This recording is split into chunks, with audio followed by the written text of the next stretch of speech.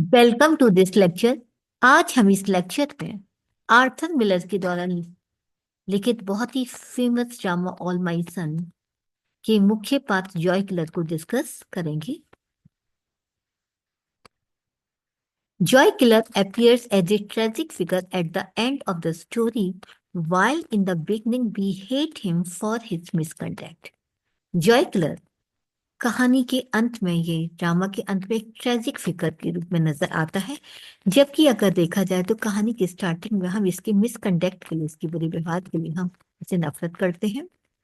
With his partner Steve डीवर, इसके एक पार्टनर है जिसका नाम स्टीव डीवर है, who was unknowingly involved in the delivery of the defective cylinder heads at the order of Joy killer, क्योंकि जॉय किलर की कहने पर वह डिफेक्टिव सिलेंडर्स को आर्मी हेडक्वार्टर्स में डिलीवरी कर देता है, और अनोइंगली से पता भी नहीं होता कि वो सिलेंडर खराब है, और वो इस फोर्जरी में शामिल हो जाता है।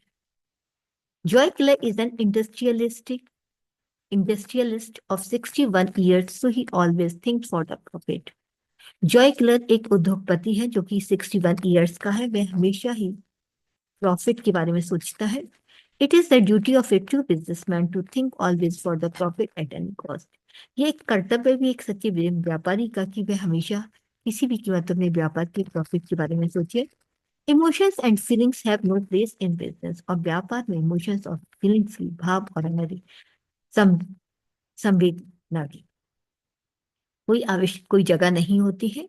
Joy also followed this principle of business, और जॉय भी जो है इस व्यापार के सिद्धांत को अनुकरण करता है, उसको मानता है, and involve in making supply of defective cylinders to army, और वह शामिल हो जाता है डिफेक्टिव सिलेंडर यानी आर्मी हेडक्वार्टर्स को भी गलत सिलेंडर्स सप्लाई कर देता है। In this way he dreams of earning more and money, इसी तरीके से वह सपना देखता है कि ज्यादा से ज्यादा पैसे कमाने का, by means fair and for, चाहे वो सही या वो गलत तरीका हो। Here his character is not strong, अगर देखा जाए तो यहाँ पे उसका कैरेक्टर इतना स्ट्रांग नहीं है, but his committing of suicide, लेकिन सुसाइड करने का जो उसका कार्य है मेक्स हिज कैरेक्टर स्ट्रांग, उसके कैरेक्टर्स को स्ट्रांग बना देता है। And he becomes the major character of the present play all my son, इस तरीके से ऑल माई सन जो ड्रामा उसका एक महत्वपूर्ण कैरेक्टर बन जाता है। Let us see how he becomes the major character of the play, देखते हैं कि किस तरीके से मेजर कैरेक्टर वो बनता है। हाईली माइंडेड बिजनेसमैन, वे एक बहुत ही उच्च दिमाग वाले एक बिजनेसमैन है। Joe Keller is a man of unimaginative mind, वे एक ऐसा व्यक्ति है जो कि कल्पना से परे है, जो कल्पना नहीं करता बल्कि वास्तव में उस कार्य को करता है। He does his business of machine, वो मशीनों का उसका कार्य है। With the future of his family, जो कि अपने फैमिली के भविष्य को उसी से बनाता है। Whatever he does, वह जो भी कुछ करता है, he thinks with the highly minded businessman, वह highly minded businessman की तरह ही सोचता है। Who start their work for the goodness of their family, जो अपने परिवार की भलाई के लिए अपने कार्य को करते हैं। But they have to face a lot of loss, लेकिन हाल उनको बहुत सारा लॉस का सामना भी करना पड़ता है, because of their over confidence, उनकी ओवर कॉन्फिडेंस की वजह से। Joy Keller is one of them, Joy killer भी उनमें से एक है। When he does such kind of activity, जब वह इस प्रकार की कोई भी एक्टिविटीज करता है, he appears having the manner of an uneducated man, तो वह नजर आता है एक अशिक्षित व्यक्ति के रूप में। The story of the present we describes his character as a highly minded businessman, और इस प्रेजेंट में जो ड्रामा, इसकी जो कहानी है उसमें भी एक उच्च दिमाग वाला व्यापारी व्यक्ति के रूप में नजर आता है उसका कैरेक्टर। वो committed the act of forgery, जो फोर्जरी जालसाजी का कार्य करता है, which becomes the cause of death of many innocent soldier, जो बहुत सारे निर्दोष सिपाहियों की मृत्यु का कारण बनता है इसका फोर्जरी का कार्य। When this act of forgery comes before his family member, जब इसकी जालसाजी का कार्य उसके परिवार के सदस्य के सामने आता है और उसके जो फ्रेंड है उसके सामने आता है, यानी एक बार उसकी फैमिली मेंबर्स और उसके दोस्त भी बैठे होते तो उसकी ये अचानक ये केस सामने डिस्कस होता है।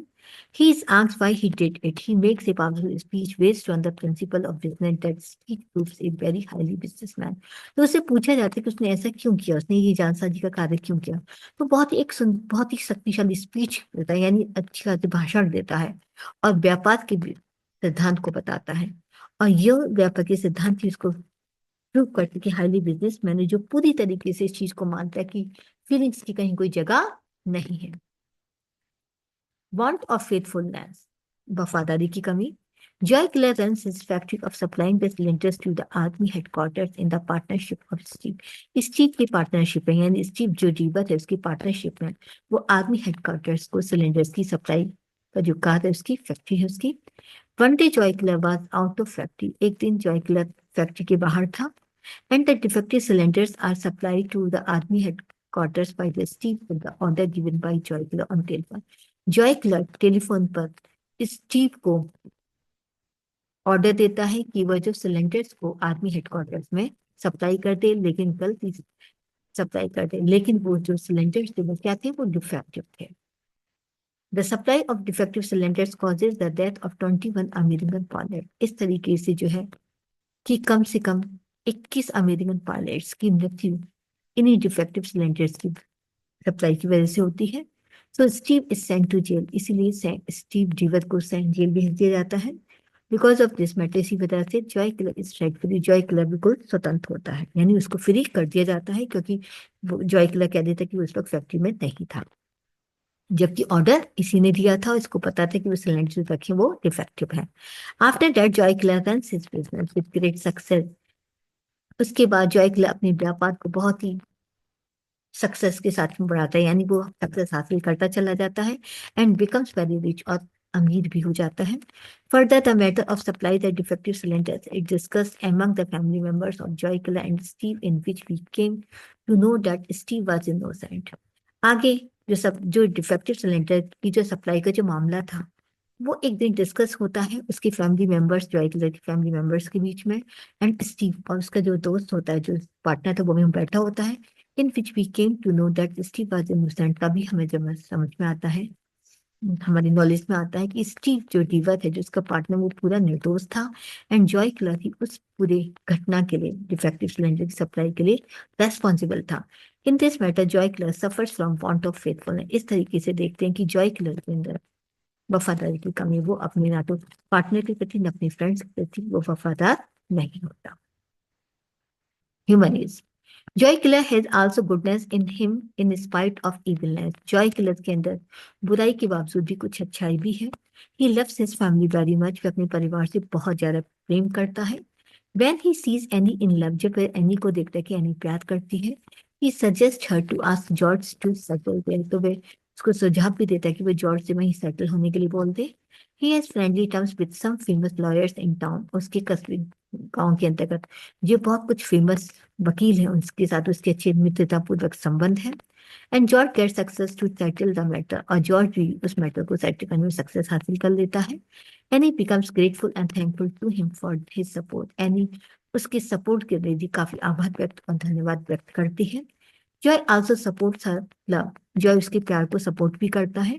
The feelings of supporting her, इस प्रकार से जो सपोर्टिंग करने की जो भावना है, शो हिज अफेक्शन, वो उसके अफेक्शन, उसके लगाव को दिखाती है। And that is the result of his humanity, और ये उसकी मानवता का ही परिणाम है। In other words the title of the play proves true as he did for his family means for his son. इस तरीके से जो ड्रामे का जो टाइटल है, शीर्षक है, बिल्कुल सच साबित होता है कि उसने जो भी कुछ किया अपने बेटे, अपने परिवार के लिए किया, यानी परिवार यानी अपने बेटों के लिए किया। The above discussion sticks our mind who is Joy Killer, who loves his family। जो जो डिस्कशन है वो हमारे माइंड पे स्ट्राइक भी करता है कि जो जॉय किलर है वह अपने परिवार से प्यार करता है, सो मच इतना ज्यादा that he never cares for society, कि वह समाज की परवाह भी नहीं करता, and committed the crime of betrayed his friend, और यहाँ तक कि अपने दोस्त को धोखा भी दे देता है, करने का अपराध भी करता है। Who is partner in his business, जो कि व्यापारी में उसका यानी बिजनेस में उसका पार्टनर भी है।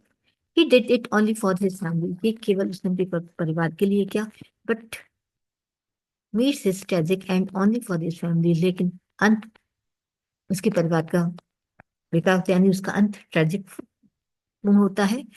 In the whole play we find him as a bitter person, इस तरीके से पूरे प्ले में भी एक धोखेबाजी व्यक्ति के रूप में नजर आता है। But his last statement arouses the sympathy in our heart and he becomes a tragic character, लेकिन अंतिम जो स्टेटमेंट होता है वो इसमें हमारे दिल में सहानुभूति को उत्पन्न करता है, and he becomes a tragic character, इस तरीके से ट्रेजिक कैरेक्टर बन जाता है। Thank you very much. उम्मीद करती हूँ आपको ये जॉय किलर के कैरेक्टर अच्छी तरह से समझ में आ गया होगा। Thank you very much. Please like और सब्सक्राइब करना ना भूलें।